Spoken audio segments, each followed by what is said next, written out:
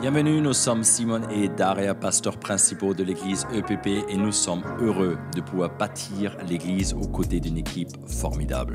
Dans ce podcast, il y aura du leadership, la vie de ministère, la vie de famille et bien d'autres thèmes encore. Et pour cela, on accueillera des guests, des membres de notre équipe EPP et on parlera aussi de notre vécu.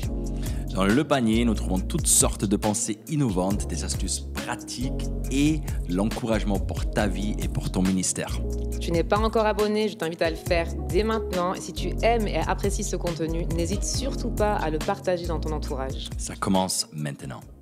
On va parler aujourd'hui sur le leader heureux. Alors, pour être vraiment honnête, ça fait depuis très très longtemps que ça me préoccupe, ça travaille. Je parlais avec certaines personnes parce que, aussi avec la crise du Covid et les différentes crises que les églises ont traversées, j'ai vu de plus en plus de personnes jeunes dans le ministère et depuis longtemps dans le ministère qui ne sont pas vraiment heureux.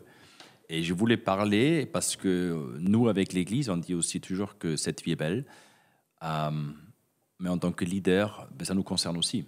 Ouais, et j'aimerais prendre du temps juste les prochaines semaines de parler, et j'espère que ça t'aide vraiment pratiquement, de comprendre et de saisir que Dieu, il veut que toi, tu sois heureux aussi, en fait, dans ton ministère et dans ta vie.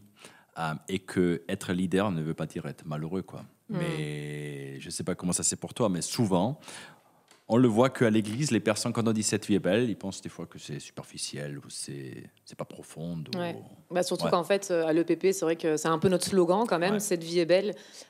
Pour ceux qui viennent dans nos cultes, que ce soit la première fois, ils sont toujours étonnés d'entendre ce moment où le staff est ensemble juste avant de commencer le culte, quand on prie ensemble et qu'on crie tous ensemble, on chante « Cette vie est belle ».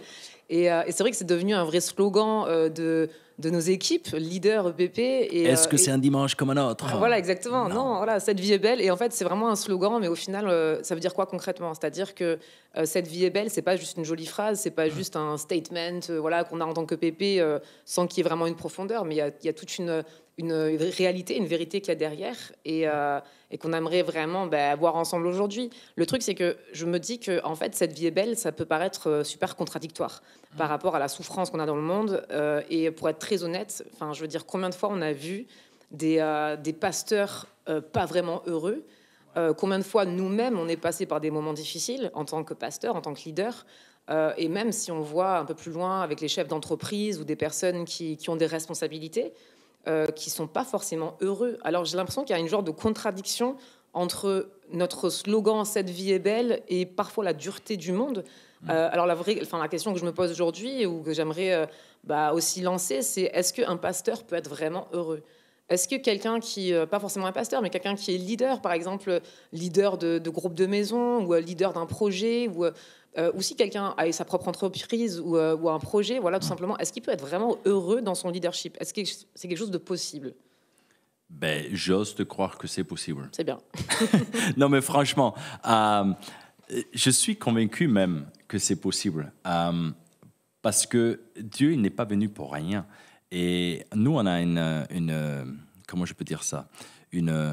C'est pas juste un slogan marketing, cette vie est belle. En fait, tout est basé pour nous sur l'évangile de Jean, chapitre 10, verset 10, où il y a marqué que le voleur ne vient que pour voler, égorger et détruire. Moi, je suis venu afin que les brebis aient la vie et qu'elle l'ait en abondance. Ça veut dire, il n'y a pas marqué que afin que les non-chrétiens trouvent la paix et la joie, mais une fois chrétiens, ça va moins bien. Une fois coéquipier, on n'a plus le temps. Une fois responsable, on fait que souffrir. En fait, ça parle juste de brebis et peu importe quelle est ta situation d'engagement dans une église ou dans un ministère local, en fait, tu restes un brebis. Devant Dieu, tu restes un brebis et il veut que toi, tu aies la vie et vraiment la vie en abondance. Et ça, c'est une promesse que Dieu a donnée. Mais au même moment, ça me montre en fait deux choses. Ça me montre une fois que le diable vient pour voler, égorger, détruire. Et Jésus est venu pour donner la vie et la vie en abondance. Ça veut dire, oui, il y a un combat, oui, c'est un enjeu, mais j'ose te croire que c'est possible parce que sinon, la promesse de Jésus aurait été pour rien. Ouais, carrément. Mais en fait, après, je suis d'accord avec toi, avec ce que tu dis, évidemment, c'est ce qu'on croit. C'est Jean 10, 10, c'est vraiment ce verset sur lequel aussi on construit notre église. EPP, et en même temps, bah, la vie, elle est difficile, quoi, parfois. Parfois, il y a des tensions dans notre responsabilité à l'Église. Et par exemple dans notre famille ou dans le couple, où on peut vivre des difficultés au travail. Comment gérer du coup le fait que, comme on lit dans ce verset aussi, que bah, le voleur il vient pour voler, égorger, détruire, donc il y a quand même une réalité de souffrance qui est là. Comment gérer cette partie-là et la promesse finalement que Jésus, oui, il est venu pour nous donner la vie et la vie en abondance, ce qui est génial, mais comment gérer, comme tu disais, cet étirement, ce grand écart, cette difficulté, parce que parfois au quotidien, oui, c'est difficile. Alors comment vivre concrètement cette promesse, cette réalité qu'avec Jésus, il y a la vie et la vie en abondance? Je pense que si on prend que l'exemple que le diable vient pour détruire ou pour voler et pour égorger, quel est l'opposé de la destruction? C'est la construction. Quel est l'opposé du voler? C'est la propriété. Ça veut dire, en fait, il faut que je vá dans le contre-courant de ce que le diable essaye de faire. Ça veut dire, il veut nous en voler quelque chose. Quoi? Qu'est-ce qu'il veut nous voler? La joie. Il veut nous voler la force, la motivation, la santé, la famille. Et il essaye toutes sortes et toutes les manières différentes pour nous le voler, en fait. Et il y a des stratégies différentes. C'est des mini-compromis, des choses en fait, qui nous volent la joie. Ça peut être le découragement, ça peut être des mauvaises paroles, ça peut être le gommérage, ça peut être j'ai entendu dire que, ça peut être la maladie, ça peut être, en fait, ça peut être toutes sortes de choses. Mais une chose est claire, c'est le diable essaie tout pour nous voler des choses. Ça veut dire qu'il faut regarder comment je peux garder les choses et m'entourer des bonnes personnes. La deuxième chose, c'est l'égorgement. C'est quoi? Ça veut dire couper le corps du tête. De la tête, Ça veut dire de la tête. Ça veut dire... nous, en tant que croyants, on croit que la tête de l'Église, la tête de tout, c'est qui? Jésus. C'est Jésus. Ça veut dire le moment où il arrive de me couper de ma relation avec Jésus, en fait, je suis déjà presque morte. Et je pense que ce que j'ai vu, moi, c'est beaucoup de coéquipiers, des personnes engagées, des personnes dévouées, des personnes qui donnent des heures et de l'énergie, mais qui ont délaissé quelque part leur relation avec la tête, quelque part, avec Jésus. Et je pense qu'il faut veiller dessus, de ne pas se laisser égorger spirituellement, veut dire séparer de la tête, séparer dans ma relation avec Jésus, mais qu'il reste vraiment ma priorité. Et Jésus ne devient pas mon travail, ou mon engagement de dimanche, ou mon engagement de bon chrétien, mais il reste mon amoureux, il reste ma passion, il reste ma raison de vivre, il reste tout. Mais de jamais me laisser couper de ma relation avec lui. Et la dernière chose qui est marquée dans c'est détruire. Ça veut dire, il essaie de détruire tout. Il essaie de détruire ton ministère, ton équipe, ta famille, ton couple, la relation avec tes enfants. Donc, il faut que je regarde comment je peux le construire. Donc vraiment prendre à l'envers, en fait, le contraire de ce que finalement le voleur est venu faire.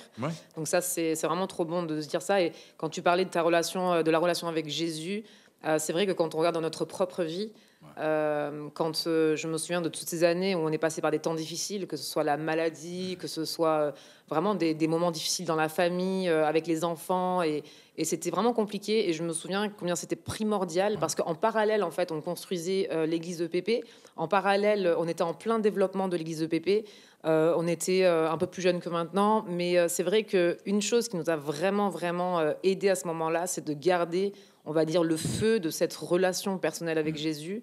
Et ça, peu importe ce par quoi on passait, vraiment le focus de garder cette relation. Mais en fait, on est tous humains, on est tous faibles. Et quand on n'arrive plus toute seule, il faut s'entourer des personnes qui nous amènent là. Nous, on avait de la famille, on avait des amis, et j'ose dire que sans eux, on ne serait pas là où on serait aujourd'hui. C'est vrai. Et je pense qu'il est tellement important de s'entourer en fait des personnes, de un, qui nous protègent, de deux, qui nous tirent vers le trône de Dieu et qui nous fortifient, qui nous aident pratiquement.